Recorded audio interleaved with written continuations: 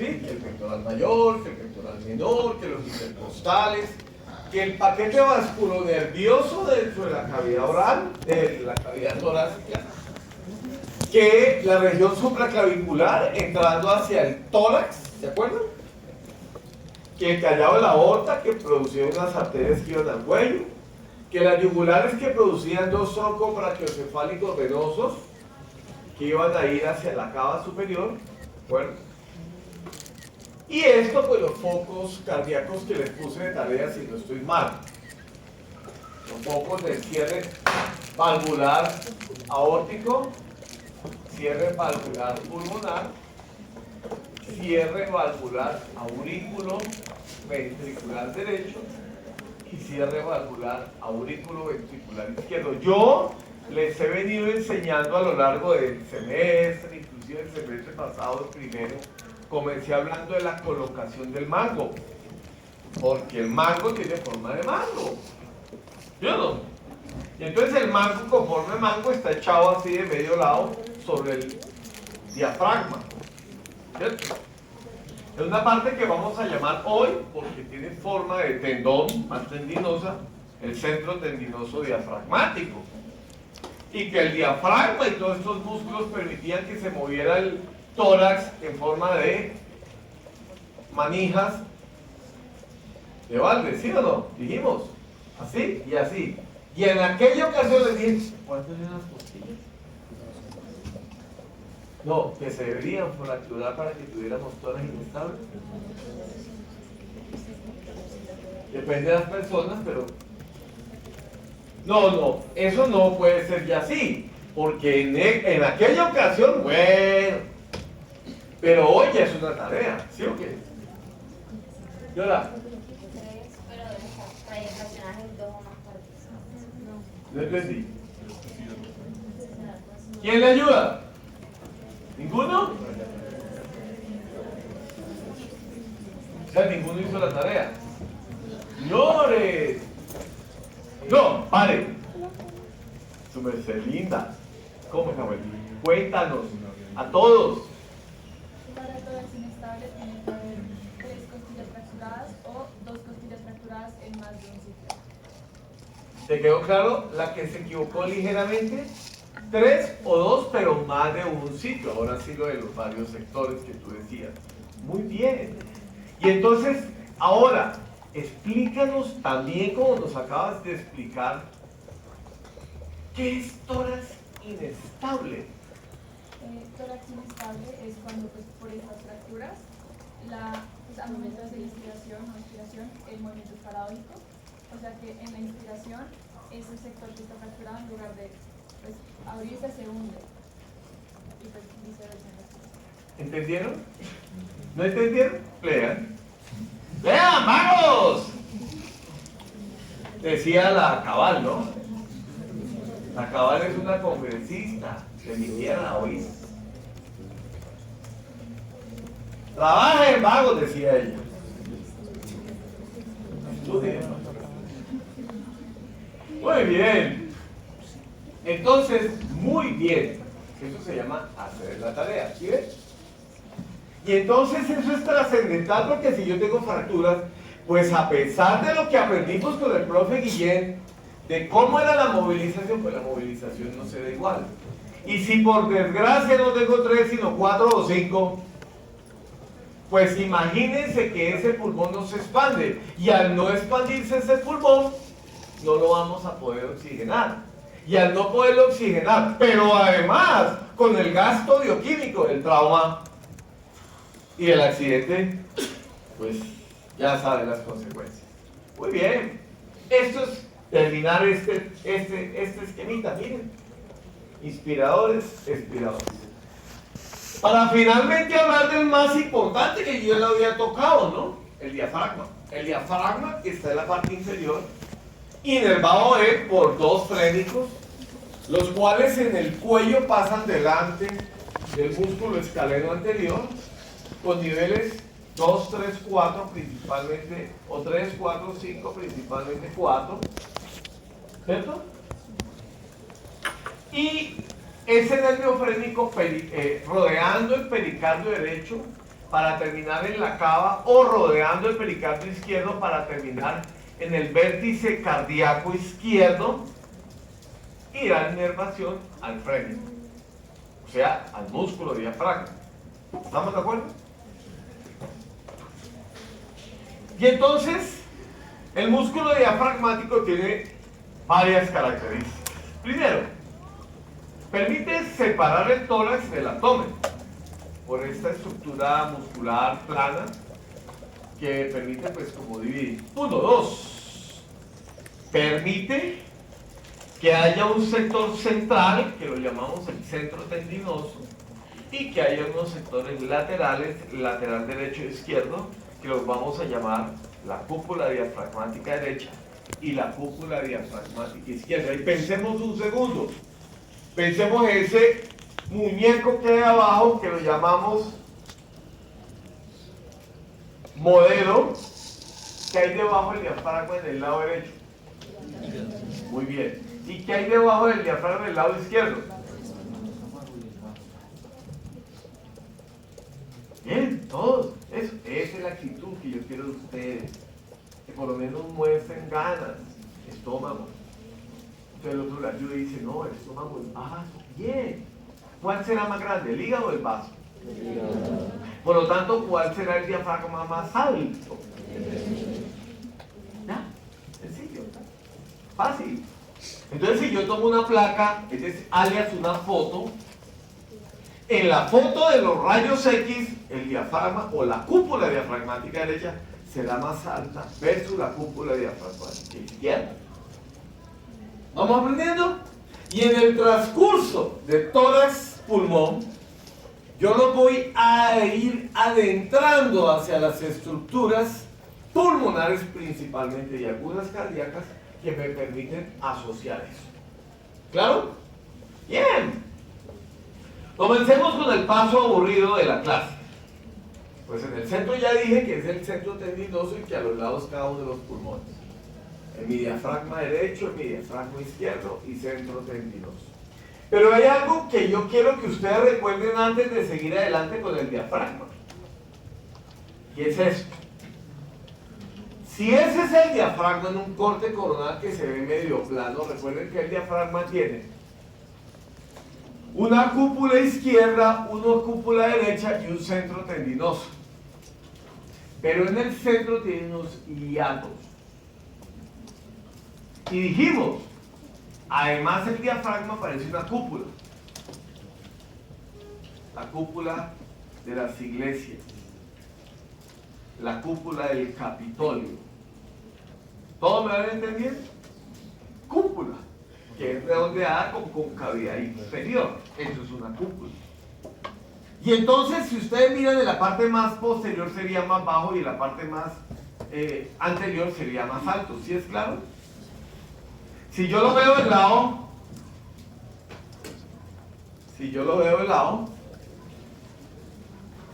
pues lo veo así.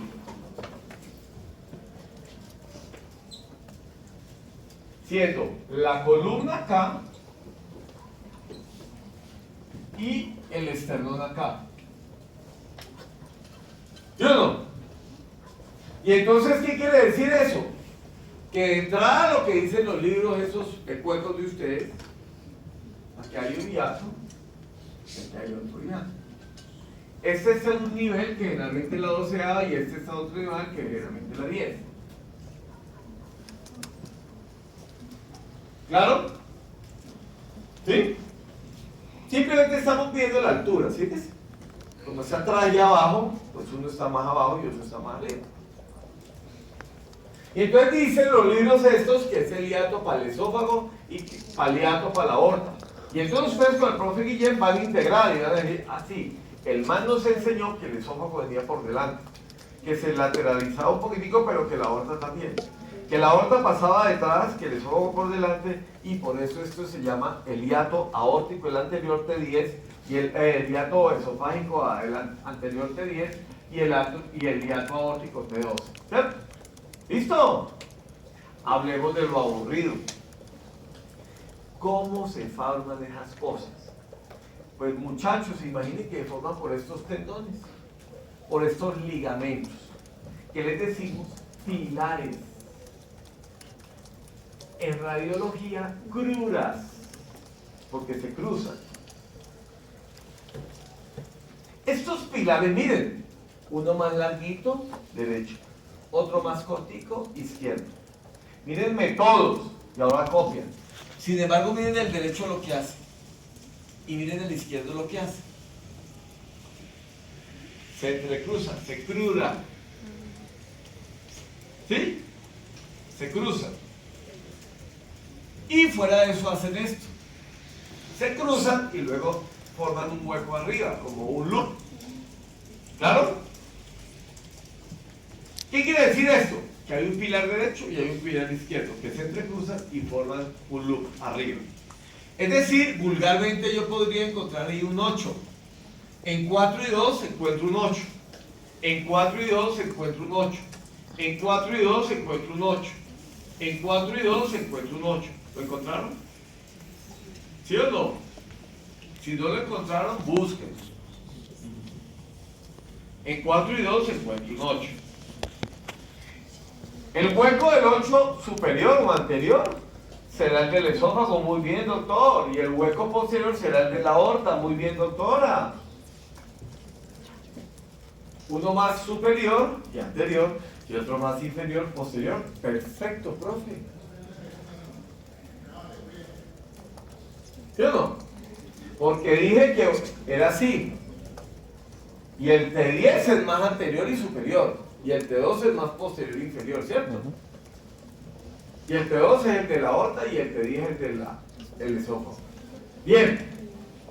Entonces vamos a empezar a construir el diafragma. Mírenlo. Entonces yo voy al lado ir construyendo mi diafragma propio.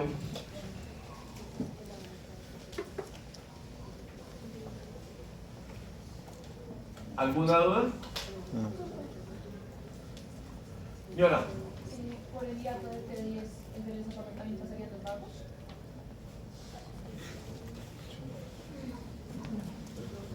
Claro. Claro, de entrada sí, porque habíamos aprendido desde el cuello esto, ¿no? Y formaban alrededor de ese esófago un plejo, construido entre otros por un vago anterior y un vago posterior. Claro, sí. Pero vamos despacito, bueno, pero bien. Sí, sí. El esófago, por supuesto, y pues inervado por los vagos, y aquí está la aorta. Miremos entonces en este pilar derecho y en este pilar izquierdo, alarguemos un poquitico más el derecho. Y el izquierdo. Son como dos ligamentos, ¿de acuerdo? Siendo el derecho más largo y el izquierdo más corto. Generalmente entre el derecho y el izquierdo existe una diferencia de una vértebra. Más o menos. 3, 2, 4, 3. Más o menos. Depende del tamaño. Si es de un tamaño como un camajón como este o como el otro, si es grande, pues debe tener 4. Y yo bien chaparrito, pues debo tener 2. Así es sencillo. Sí. Y entonces, estas entrecruzamientos, por eso se dice en radiología, las cruras del diafragma, cruras diafragmáticas, le dicen los radiólogos en las imágenes de los hiatos. ¿Listo? Segundo, ya formé los hiatos. Y hay uno, estos son los pilares o los ligamentos principales. Y aquí salen otros que son como accesorios.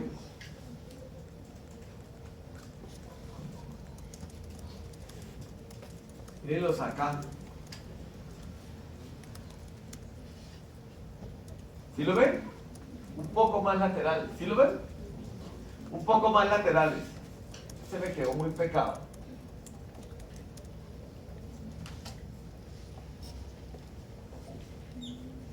¿Sí? Y vamos a analizar qué hay detrás. Pues la columna. ¿Qué hay detrás del hiato? La vértebra número 12. Aquí está el cuerpo de la vértebra número 12. Primer concepto.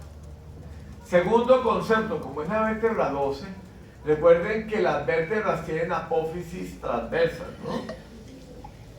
¿Sí? Entonces, pues en ese orden de días, esta sería la 12 y esta sería la L1. ¿Estamos de acuerdo? ¿Sí? Entonces, si yo tengo aquí 12, cortémoslo un poquito porque no me queda feo el dibujo, y aquí sería L1, pues este L1 tendrá unas trapezas. ¿Es claro, muchachos? ¿Sí? Y miren los laterales o accesorios, cómo se agarran de las trapezas. ¿Sí lo ven? Agarrándose aquí de las trapezas, miren.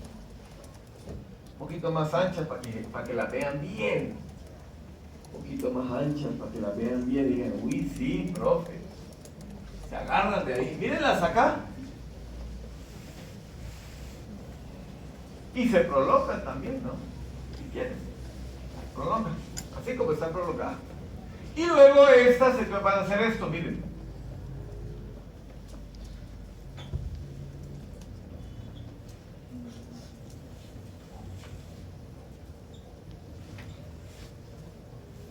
¿Qué es esto?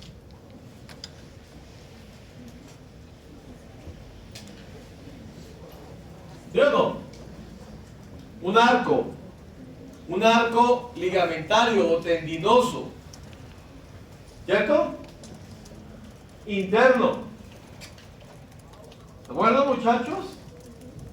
Y luego, por acá estaba la 12, ¿se acuerdan?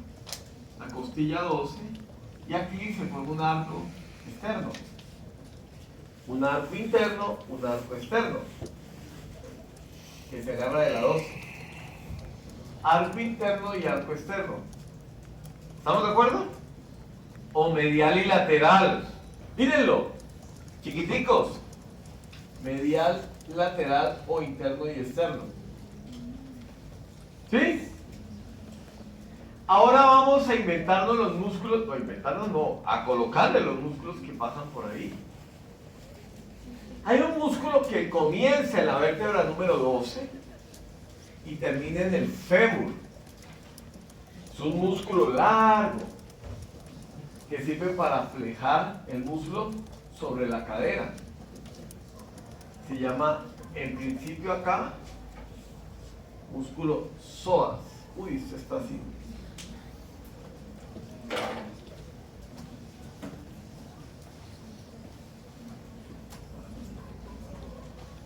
Músculo psoas.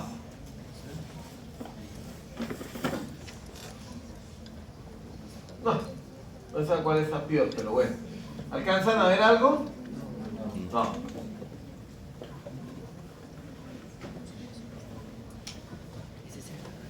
El morado. El músculo psoas.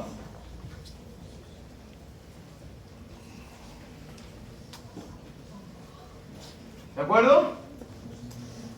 Por el interno, ¿sí ven? Y por el externo, otro músculo que está aquí que se llama cuadrado. Pongámoslo con rayas para los lados para que los diferencien los dos. Cuadrado y psoas. ¿Preguntas, dudas? Profe, es muy claro. Esto es lo más difícil de la clase. ¿Ya? Construimos el diafragma, lo más bobo de la clase. Y lo más difícil, ya de aquí para adelante lo más es otro. Y terminamos. ¿Sí? Entonces miren, el diafragma está agarrado primero en las vértebras, ¿no? A través de unos ligamentos o pilares. Luego en las costillas más bajas y más posteriores. Luego si ustedes miran en las costillas un poquitico más altas, pero todavía siguen siendo posteriores, porque ese es 12 flotante, 11 flotante, ¿no? Pero luego ya va hacia adelante, y hacia adelante, y hacia adelante, y hacia adelante, y hacia adelante, hasta que llega el esternón. Entonces va tejiendo, como cuando se están tejiendo sombreros volteados nuestros, o canastos, hasta terminar en el esternón. ¿Sí es claro? ¿Qué quiere decir eso? Todas y cada una de las inserciones del músculo diafragmático desde las vértebras hasta el esternón, con estructuras ligamentarias o tendinosas, desde las vértebras con sus pilares, luego con sus arcos internos, externos, luego sigue sigue, hasta el esternón. ¿Pregunta, duda? ¿Todos? Hasta que construyo toda esa lámina musculotendinosa llamada diafragma. Señor. Todos los arcos que van como dando esa vuelta son como pilares accesorios. No, son ligamentos de inserción en todas y cada una de las costillas. Ok, o sea, los únicos que vamos a llamar pilares accesorios son estos, por lo que pasa el tiempo. Sí, señor. El otro se llama arco interno y el otro arco externo, y de ahí para allá no tienen nombres, pues. Bueno. Muy bien. Miren. Allá está el psoas, allá está el cuadrado. Por eso el interno y el externo son los más relevantes, te acabo de decir, ¿sí ves? Porque se relacionan con el paso del músculo psoas, que luego se convertirá en la pelvis en psoas ilíaco, y el otro será el cuadrado. Bueno, y entonces nos decía alguien que, profe, y entonces el esófago debe llevar vagos, claro. ¿Y la aorta qué llevará, profe? Muy bien, el conducto torácico. Y entre el principal y el accesorio, ¿qué puedo ver? Ácigos y hemiácigos. O sea, el inicio del ácido y el inicio de los hemiácigos, porque por ahí van las lumbares, ¿no? Ascendentes, las cuales se unían con las subcostales para formar ácigos o hemiácigos inferior, dependiendo del lado. Y algunos nervios esplánicos, ¿se acuerdan? El mayor y el menor. Ramas de la cadena simpática torácica que vimos la clase pasada, la cual va a pasar por ahí para llegar al abdomen. Y en el abdomen, la cadena simpática se va a unir a unos ganglios que son así, y una vez se los doy. Son dos medias lunas a cada lado de la aorta abdominal. ¿Dónde comienza la aorta abdominal? Mírenla. En el hiato, profe, ya lo hemos dicho muchas veces, a nivel de T12, profe. Y la aorta abdominal, cuando pasa por el hiato, da unas arterias que van para el diafragma. ¿Las están viendo? Las musculofrénicas inferiores, o músculos diafragmáticas, también le dicen. Que es lo mismo, ¿no? Hay una derecha y hay otra izquierda que se va a dividir en la cara inferior del diafragma. ¿Todos conmigo? Bien. Pero además, un poquitico más distal, siendo todavía 12, vemos unas arterias aquí en la aorta, que ustedes aprendieron en primero, adivinen con quién. Se llamaba el tronco celíaco. Y el tronco celíaco se encargó de dar irrigación al hígado, al estómago y al vaso. Se llamaba tronco celíaco. Hígado, estómago. Y estos nervios con formas de media luna se llaman plejo celíaco, porque esta es la región celíaca. Tarea. ¿Qué quiere decir celíaca? Celíaca.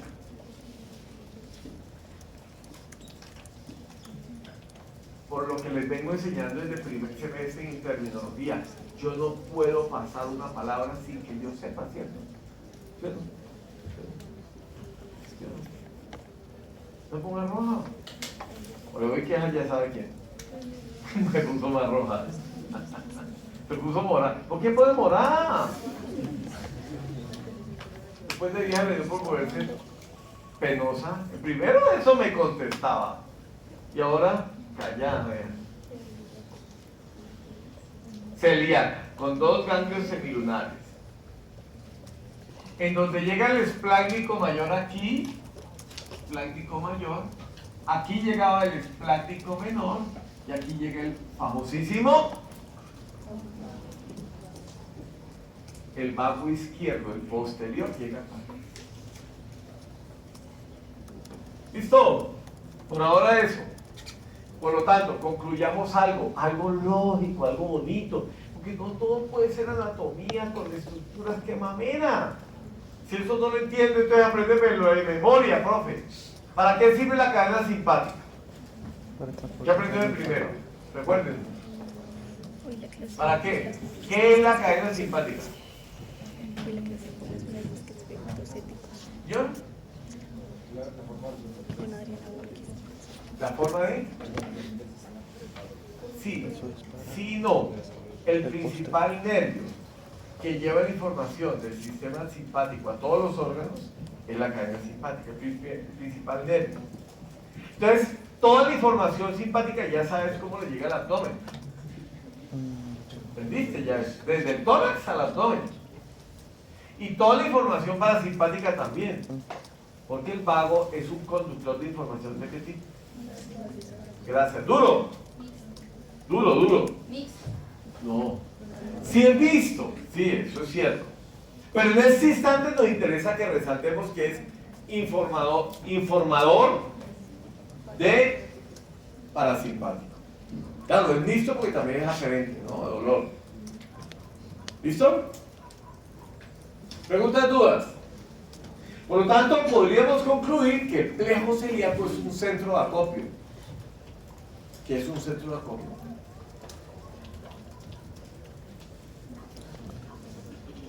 ¿Qué es un centro de acopio? ¿Qué es un centro de acopio? Expendio es para expendir, para vender. En cambio, un centro de acopio, ¿para qué es? Para almacenar. Ahí almacena información autónoma, simpática y parasimpática, pregunta parcial. Muchachos, ¿me entendieron? Lo siento, pero si no entendiste por falta de conocimiento simpático o parasimpático, no te explico porque te vengo exigiendo desde el primer día qué es simpático y qué es eso. Explica cómo llega el simpático ahí. Es que me perdí desde hace rato. No, ¿cómo llega la cadena simpática ahí? Porque ya te lo expliqué en la clase pasada. Tarea. La próxima vez tú me explicas a mí cómo llega la información simpática y parasimpática al centro de acopio. ¿Estamos de acuerdo? Tú y el resto. Porque no podemos seguir arrastrando el sistema nervioso autónomo. ¿Cuándo les pedí que se aprendiera el sistema nervioso autónomo? Hace rato. No podemos seguir arrastrando el sistema nervioso autónomo. O si no, nunca lo vamos a entender. Ya es hora que lo manejemos. Ya es hora. ¿Quedó claro? Tarea, sistema nervioso autónomo por enésima vez. Si en el transcurso de la semana que vuelvan a tener clase conmigo no se los saben, doy vuelta y me voy. Y voy y los echo al agua con la coordinadora de segundo, que es la doctora Mena. ¿Les quedó claro? O sea, ya no les paso una más. ¿De acuerdo? Listo. Muy bien. Entonces, aórtico, esofágico. Armemos algo, muchachos, fuera de pasar cosas a través de los diatos que obviamente nos los tenemos que aprender. Fíjense cómo el tejer el diafragma en todas y cada una de las costillas termino tejiendo hasta el esternón, hasta el apéndice sifoide número 4, la Target-Ruiz. Y cuando termino tejiendo ahí, dejo un pequeño paso, un hiato, y pasa una arteria. Miren la arteria que viene de arriba hacia abajo, ¿cuál será? Muy bien, doctor. Duro. ¿Quién dijo? Duro. La torácica interna. Muy bien. La torácica interna, ¿qué aprendiste? ¿Dónde se dividen dos ramas terminales? En la costilla. Nivel 6, 7. Aguanta 7, pero 6. Espacio intercostales. Y ahí se dividen dos ramas terminales. ¿Cuáles eran? Músculo y ¿cuál es la que está pasando por el hiato del Larry? Epigástrica superior. Muy bien. ¿Sí ven?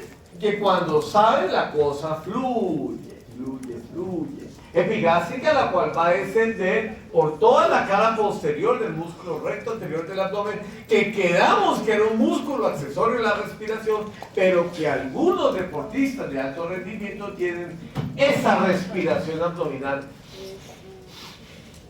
hipertrofiada, porque ayuda más a expandir, claro, que lo que hacemos nosotros de manera pasiva, respirar solamente con el diafragma y con uno que otro accesorio. ¿Preguntas, dudas hasta aquí? ¿Todo? Listo. Sigamos adelante, muchachos. Miren, vamos a construir el centro tendinoso y nos vamos. Así es sencilla era la clase. Centro tendinoso y nos vamos. Porque dije, hay unas partes periféricas que tendrán unos ligamentos y o tendones que se van a insertar en las vértebras y cada una de las costillas, dije. Se van a ir tejiendo de atrás para adelante hasta la parte más sifoidea, formando entre otros un hiato que lo llamamos el hiato de Larry, por donde pasaba la epigástrica superior. Unos hiatos en la parte posterior, donde pasaba la cadena simpática, los espláncnicos, se formaban las ácidos y hemiácidos, pasaban los vagos, pasaba la aorta, pasaba el conducto torácico. ¿Sí o no? Y se formaba, entre otros, el plejo celíaco. Gracias a los dos espláncnicos, principalmente mayor y menor, y gracias al nervio vago posterior. ¿De acuerdo todos? Listo. Por eso lo llamamos centro de acopio. Reunir la información autónoma simpática, parasimpática, para luego a partir de ahí mandársela a todas las vísceras y órganos abdominales. ¿Me entendieron? ¿Me entendieron? Tengo que integrar tórax con abdomen porque es que venimos completos. ¿Recuerdan el hecho que siempre les digo? Venimos, para desgracia nuestra, completos, no por pedazos. Comencemos a construir el centro tendinoso, que es muy sencillo. Uy, aquí otra vez, profe, está toda la parte de abajo, tiquitiqui, tiquití. ¿Y por qué? Porque necesitamos construir un hiato para la cava. ¿Y entonces cómo se forma? Por unos tendones. Unos tendones muy interesantes. Hay uno que viene de adelante hacia atrás, de adelante hacia atrás, y hay otro que viene de un lado hacia el otro lado, y aquí decimos, el centro tendinoso parece un trébol, que tiene tres hojas tendinosas, una anterior, una derecha y otra izquierda. La derecha, además de tener ese trébol tendinoso, tiene un hiato, que será el hiato para la vena cava inferior, la cual terminará en el atrio derecho, obviously. Y como sabemos que el corazón y el pericardio están en el mediastino medio inferior, pues esta vena terminará en el mediastino medio inferior. Por delante de la aorta, por delante del esófago y terminada en el mediastino posterior. ¿Cómo así? ¿Usted no está revolviendo mediastino? Pero ¿y entonces? Yo no. Si ya vemos mediastino, ¿por qué no revolvemos uno con otro? Como está en el taller que van a realizar. Bueno, entonces ahí está el cuento. La cava termina en el centro tendinoso y el centro tendinoso permite que llegue al atrio derecho, la cava inferior. Y entonces, pues esos dos ligamentos, esos dos arcos tendinosos, uno que va de izquierda a derecha por detrás y otro que va de anterior a posterior, ¿cierto? Mírenlo. Va a ayudar el anterior a formar el borde posterior y el posterior a formar el borde anterior, miren, y se forma esa estructura que se llama el hiato para la vena cava superior. ¿Alguna duda? ¿Quiénes lo forman? Esas estructuras tendinosas o ligamentarias del centro del diafragma. ¿Preguntas? ¿Dudas? ¿Fácil? ¿Sí ven? Señor. O sea, doctor, son dos como tendones. Como dos tendones principales. ¿Que forman tres hojas? ¿Ah? ¿Que forman tres hojas? No. ¿O ¿O las hojas de qué son? Que colaboran esos dos tendones principales para formar principalmente el hiato para la vena cava superior. Pero que la característica central es tendinosa o ligamentaria del músculo diafragmático. Planteado de una manera un poco más rebuscada, yo te podría decir, cada fibra del músculo diafragmático es un músculo digástrico, que es la otra manera, pero como las Biblias grandes y antiguas traen el músculo. ¿Por qué digástrico, pobre profe? Porque cada fibra del diafragma tiene una porción carnosa, tendinosa, carnosa. ¿Sí? Y los millares de fibras forman esta estructura llamada diafragma. Pero lo que estamos construyendo en la región tendinosa o central es el hiato de la vena cava superior. Eso es lo que yo estoy construyendo a través de estos dos ligamentos, principalmente. Uno posterior y otro anteroposterior. ¿Es claro o no? ¿Listo? Finalmente, recuerden, yo puedo tener respiración torácica puramente o tóraco-abdominal. Deberíamos todos tener respiración tóraco-abdominal. Pero eso no es claro, porque uno se tiene que acostumbrar. Como deportista de alto rendimiento se tiene que acostumbrar a respirar con los músculos del abdomen. Pero si los músculos del abdomen los mantenemos ahí, pues, cosas tan sencillas como lo siguiente. Vamos a ver una tarea. Pero sencilla, no pongan cara de tragedia. Vamos a tratar de mantener los músculos de la cara anterolateral del abdomen contraídos. Yo hago ese ejercicio permanentemente. Yo no se lo olvido, pero vuelvo a hacer. Y vuelvo una vez. Y eso le sirve a uno para mantener una postura. Hagan ese ejercicio. Y me preguntan en la próxima clase, que debe ser en 2 o 3 días, no sé. ¿Preguntas dudas? Vale, preguntas dudas. Es que me intimida. Preguntas dudas. Preguntas dudas. Señora. ¿Cómo se forma el centro tendinoso? El centro tendinoso se forma por los tipos de tejido que tiene el diafragma. Cuando uno trata de no dar tanta enredo, termina enredado. Yo voy a darles cuál es la característica de tejido que dice Testuy. El diafragma es un músculo digástrico que tiene tejido muscular unido por tejido tendinoso. Si tú unes esto más otro, más millares, vas a formar una estructura que es así y que macroscópicamente, esto es microscópico, macroscópicamente es así.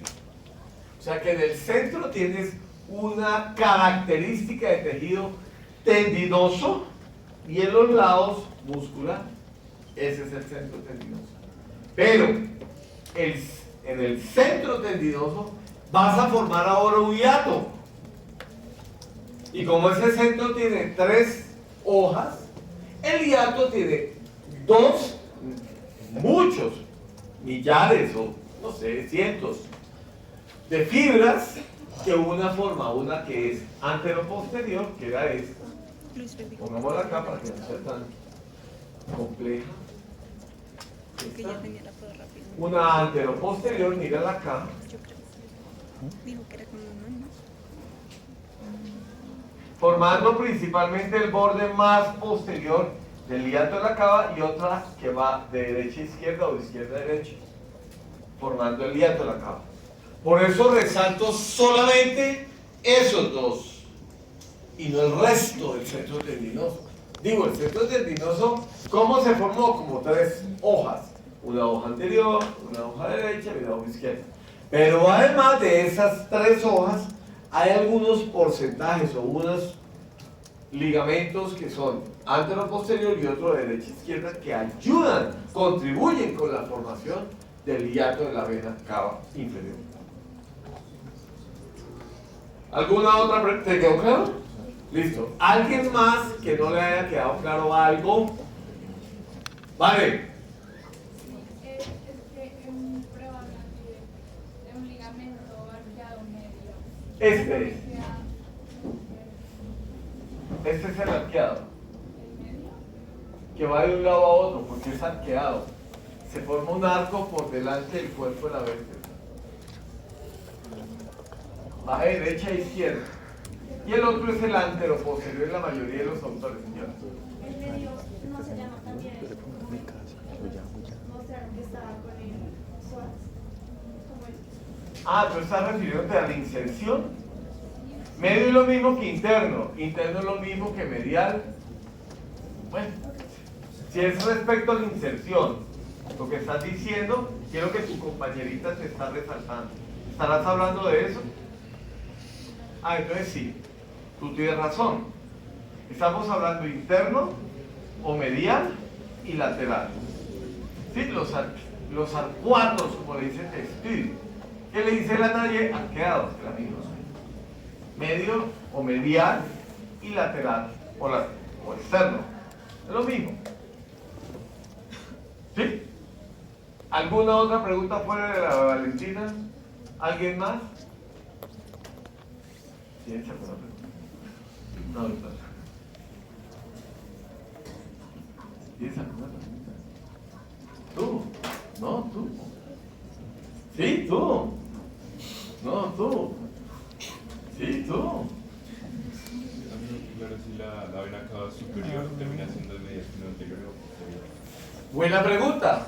Yo tengo que preguntarle una cosa pasada, profe. Y es, ¿la vena cava superior termina siendo el mediastino superior o el inferior? No, de mediastino medio o mediastino posterior. Buena pregunta. Depende de los autores. ¿Por qué? Porque el mediastino superior en la mayoría de los libros no está dividido. Y se llama mediastino superior. ¿Claro? El mediastino superior en algunos pocos libros lo dividen en anterior tímico o celda tímica y posterior grandes vasos. En ese orden de ideas, en los adultos generalmente no tenemos una ocupación de la celda tímica por nada, excepto si tuviésemos un quimoma. Entonces dejémoslo como la mayoría de los autores lo plantean, ¿les parece? Mediastino superior. Y ya, para que no se enrede. Pero cuando la cava baja, ¿cierto? Pasa de superior a inferior, primer concepto. Segundo concepto, ¿en dónde está el miocardio y el pericardio? En el medio inferior, muy bien. Por lo tanto pasaría del de arriba hacia abajo. Y además, del de arriba, que es solamente superior, hacia abajo, que es medio. ¿Listo? ¿Preguntas, dudas? Otra. ¿Más o menos claro todo? ¿Listo, mis amores? Ahora sí pueden ir a descansar.